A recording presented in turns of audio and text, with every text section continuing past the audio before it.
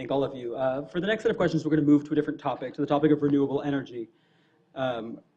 Many cities around the country have made commitments to use 100% renewable energy, and this goal has actually been achieved by a number of cities, including Burlington, Vermont, and Aspen, Colorado. And we're going to begin this next set of questions with you, Ms. Vega. With regards to publicly owned lands, are you in support of Tempe setting a 100% renewable energy goal? Please explain why or why not, and what you would propose to City Council to help achieve that goal. Very specific question. I love it. So the answer is yes, I am in support of a 100% renewable energy goal. I think this is an area where cities can lead. And we actually, I think, just heard today that the Department of Energy's budget for renewable energy is being cut by 70%. And so this is something that we really need to look at from a city perspective. I think there's a lot of ways we can do this. Part of it has to be with working with our utility companies and understanding, kind of the full breadth of options that we have there, not just for the city, I think, but for also for our residents. And again, we need to do a better job of communicating the options available to our residents. I think things like, just being smart about the way that we plan our new buildings and offsetting the things that we do today. There's a lot of really good resources out there for it. I think I lost my train of thought on something. Yeah, so I think much the way that businesses kind of advocate for covering their parking lots with solar panels, it's an upfront capital cost that we need to be mindful of.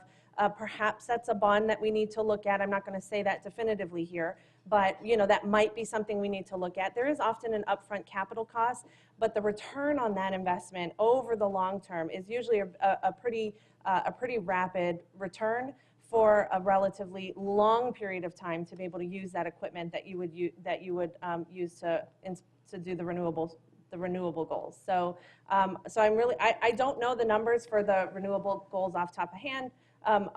The things that we have already discussed as a city right now to do this, but this is something that I would be proud to help lead Tempe towards a 100% renewable goal.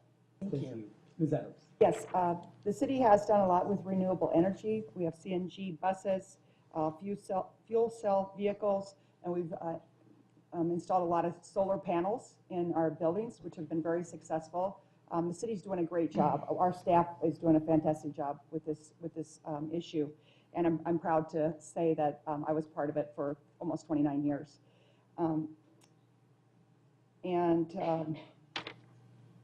I think I know what I was going to say. Sorry, it's been a long day apparently for me. And so our sustainability programs need to be technology proven, positive return on investment. It needs to be sustainable, and it needs to last and be reliable.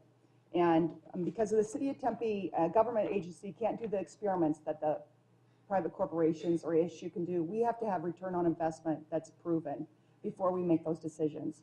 But this goal is absolutely attainable. We just need to let the technology evolve and keep jumping on the newest technology and make it happen. So thank you. Ms. Cater. My short answer to your question is yes. I would support that. I have long said that the fact that the state of Arizona is not completely fueled by solar energy is bananas. So yeah, I think there are a lot of ways that we can work towards this renewable energy goal. I think, I was in preparing for this and learning about green buildings. A lot of it can be the way the city builds new buildings. And so one of the things that I made this whole list of recycled content and building materials, natural lighting, reflective roof, metal canopy over areas, drought-resistant landscaping, low-flow toilets, sensor-activated lights. And the sensor-activated lights thing actually reminded me of, in my work with people with disabilities, sensor-activated lights is a big thing, that when you roll into a room, the lights come on.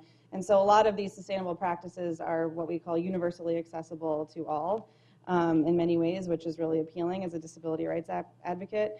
Evaporative cooling where appropriate. And so the list goes on, of course. I think retrofitting in buildings that exist and building green with new buildings and new projects.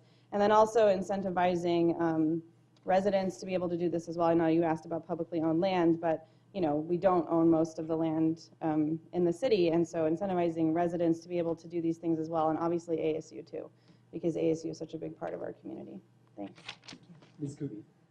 So one of the reasons I ran was I thought our renewable energy standard of 20% was just too low. It wasn't aspirational, and I think we should be aspirational and send a little market signal to other cities and to businesses in the area.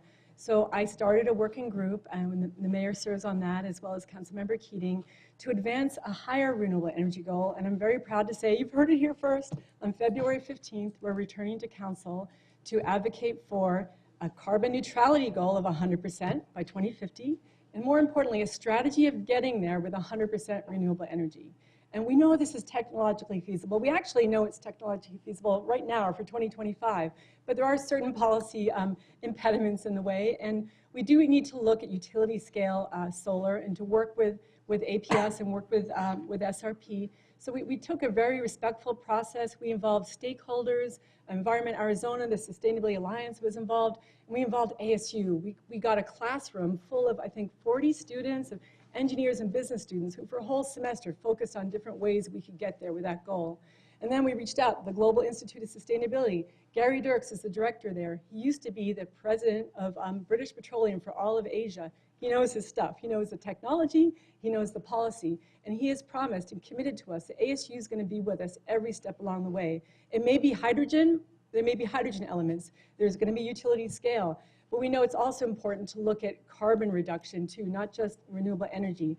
And I'm really proud to have led this effort. It's a joy because, we've had a supposed withdrawal from the Paris Accords, but cities are responsible for 70% of global carbon emissions, so cities can be responsible for reducing those carbon emissions, and Tempe has to play its part in that role. So I'm really proud of that. And I also want to say that this is a time, like the greatest challenge of our time, and if cities can't stand up and lead in this issue, I don't know how we can proceed. And so, thank you very much. Mr. Stewart. Yeah, if you look right now where we're at with the federal and state right now and how it's being controlled, it's got to come down to the cities and cities taking the steps forward to be able to make this happen. I'm behind the 100% renewable energy goal. I'm 100% behind it because I think it's visionary. I think it's a big, bold step, and there needs to be more cities nationwide taking this step who have already, and there's some that have already taken it, but I think I applaud the city of Tempe for moving forward and taking that bold step and stance on it, and instead of being like, well, maybe we get 50%, but instead like saying we're going to go 100%. I think it just comes down to working with innovators and innovation.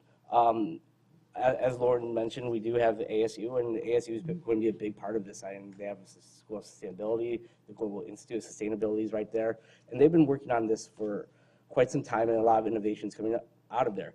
What I'd also like to see is some sort of like the city to start working with some smaller businesses that might have some more out there ideas that necessarily aren't necessarily tested yet, and take some risks and see if it does work out, and maybe they can think of some different ideas that haven't even been thought of yet, and like allow them to run wild, allow them to be visionaries and run free.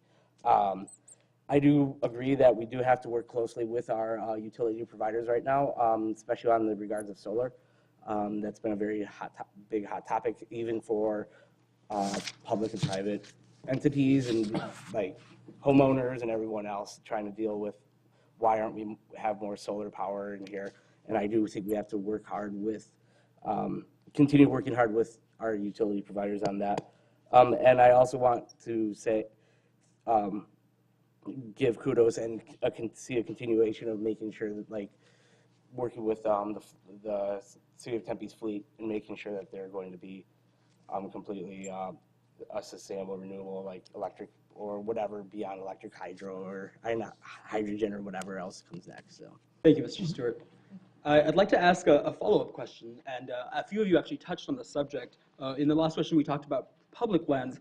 With regard to private lands, what are your ideas as to how the city can support increasing the use and production of renewable energy on residential and commercial land here in Tempe? And Ms. Adams, we'd like to begin with you.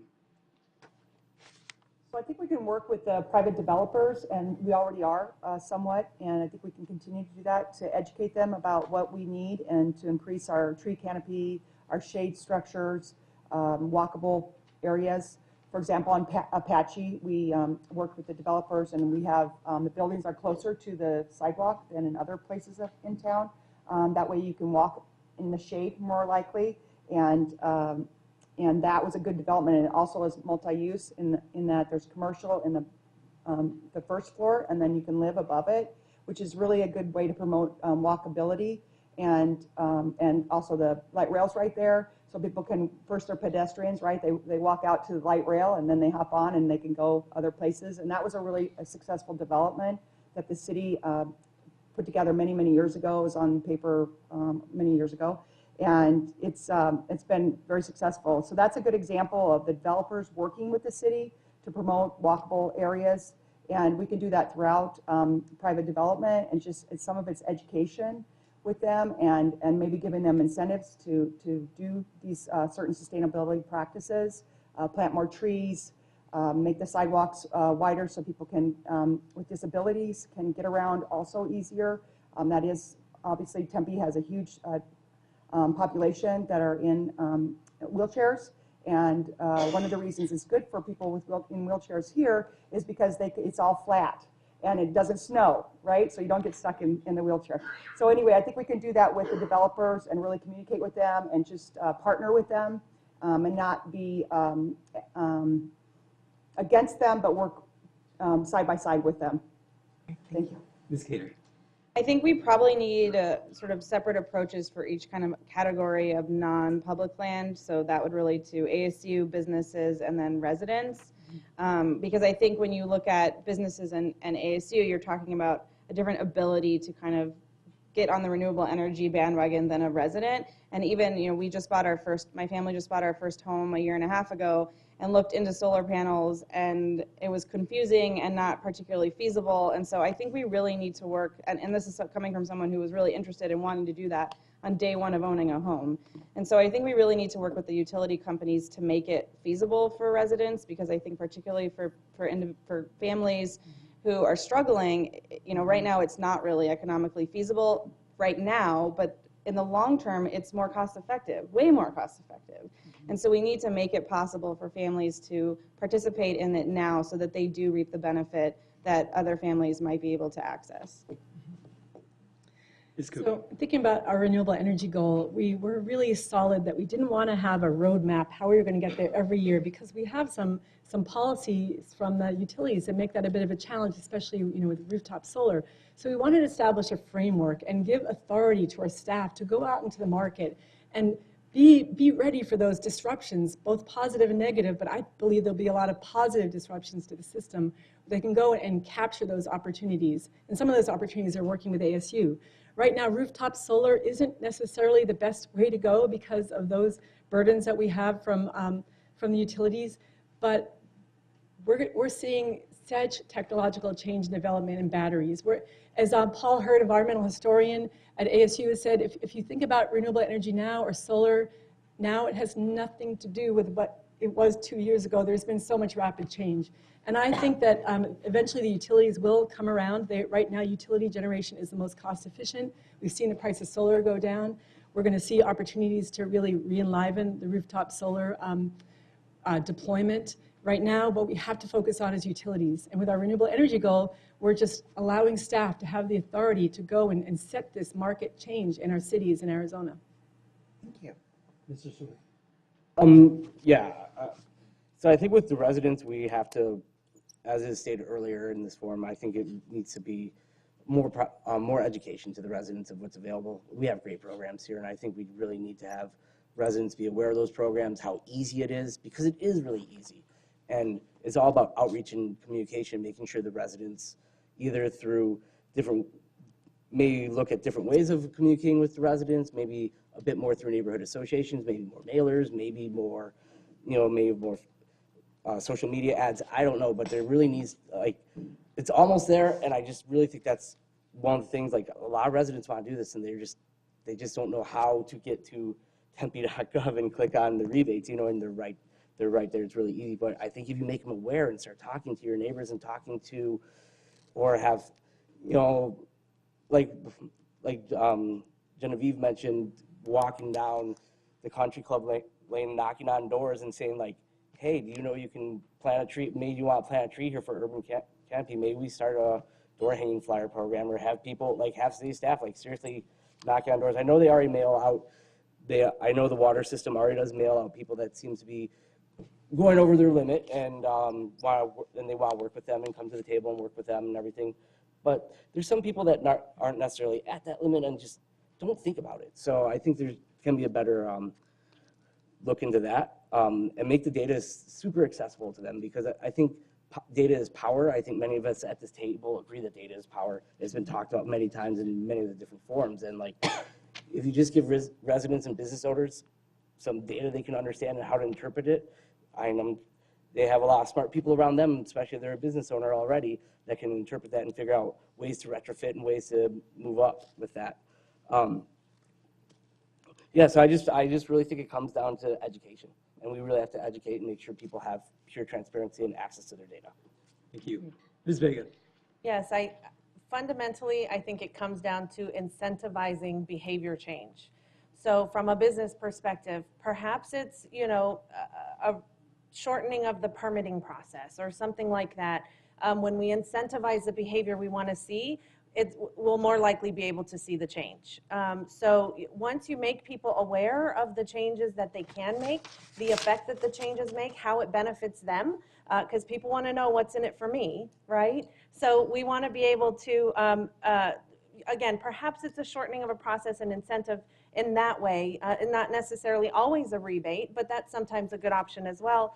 And it's really a lot about communicating to the community. Yes, that's right. And really understanding. I think it is a lot about the outreach. It's about making, again, individual residents aware of what they can do with their properties. I think it's perhaps incentivizing landlords perhaps to reinvesting into their properties. We're seeing rents rising, I think 17% last year. How about we ask the landlords, let's reinvest into your property to do some renewable energy options, some urban forestry, things like that, improves the property value and is good for the renters that are in that property as well. I think there's a lot of things we can do, and it's just about being open to new ideas and not just saying, let's do the same thing we've always done. Thank you.